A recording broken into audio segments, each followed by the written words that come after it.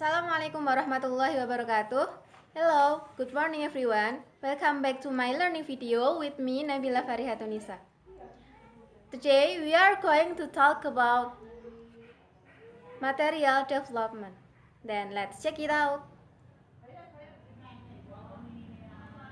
Okay, the first material is about teaching material. Material development start from simple in the form of dictates, modules to complex one in the form of book.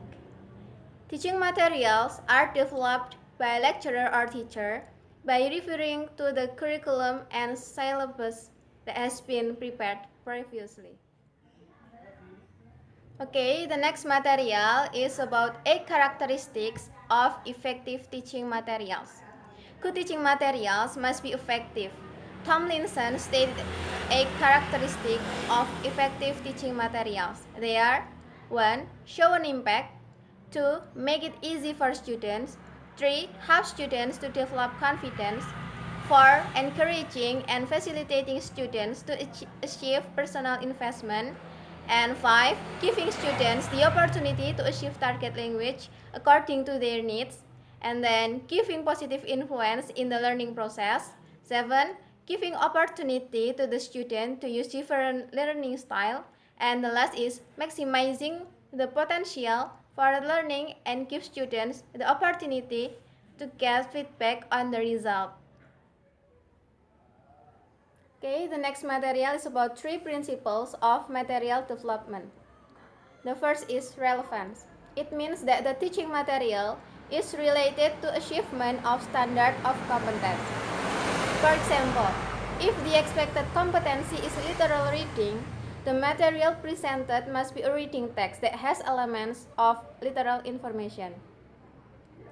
Second, consistency. It means that the regularity of grammatical aspect of the text. For example, if basic competence contains ability to write 3 elements in paragraph, then the teaching materials must present 3 elements in paragraph. The elements of paragraph are topic sentence, controlling ideas, developing sentence, and concluding sentence. It also called opening, body, and conclusion. And the third is adequacy. It means that the material is satisfied enough to achieve the basic competence. There are 2 models in the material development. The first is 4D model and instructional design model. Okay, the first model is 4D model. There are 4 steps here.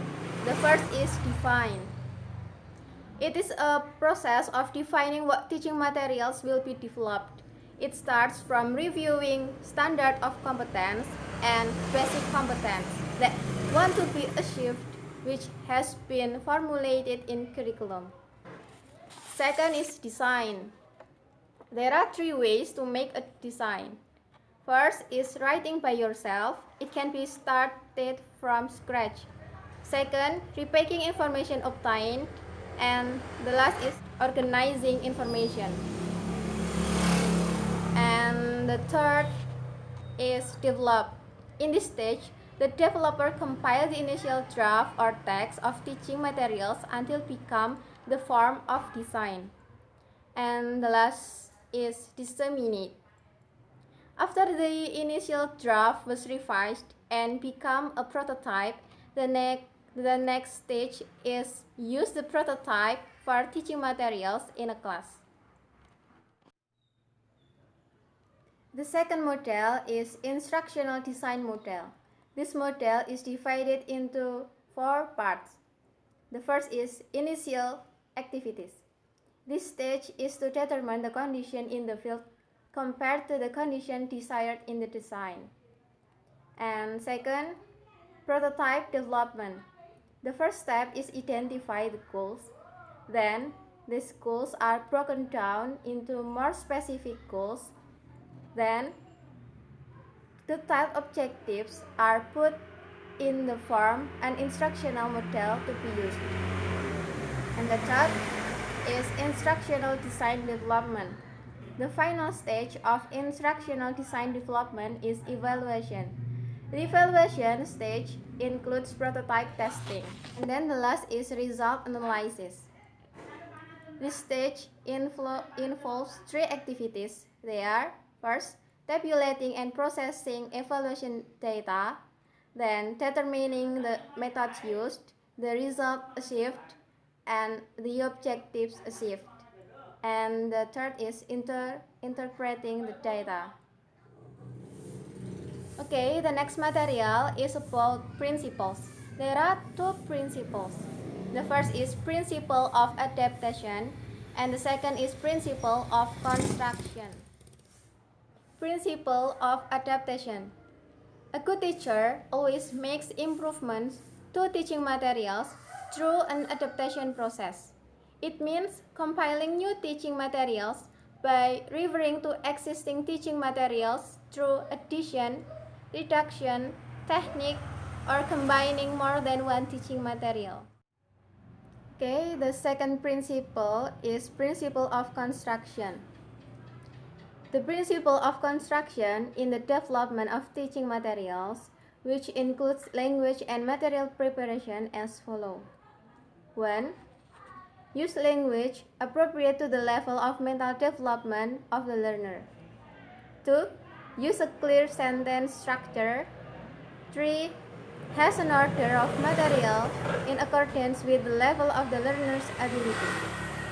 Conceptual material can be elaborated into simpler description. 4. Avoid questions that are too general. 5. Do not refer to sources outside of credibility in the process of gathering information from teaching material. 6. Provide sufficient time for learners to write the answers in the format that is expected by the teacher. 7. Using illustration of pictures or table in the text. 8. The materials can be studied by learners with various learning styles, the slow or the fast learners. 9.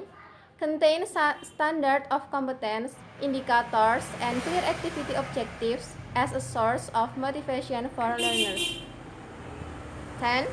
Include identity to facilitate administration of class or semester, topics, names, dates, and etc. And the last, teaching materials contain assessment sheets to increase the vocabulary of student back. Okay, that's all of our material today. Hope you all understand this material. Thank you. Wassalamualaikum warahmatullahi wabarakatuh.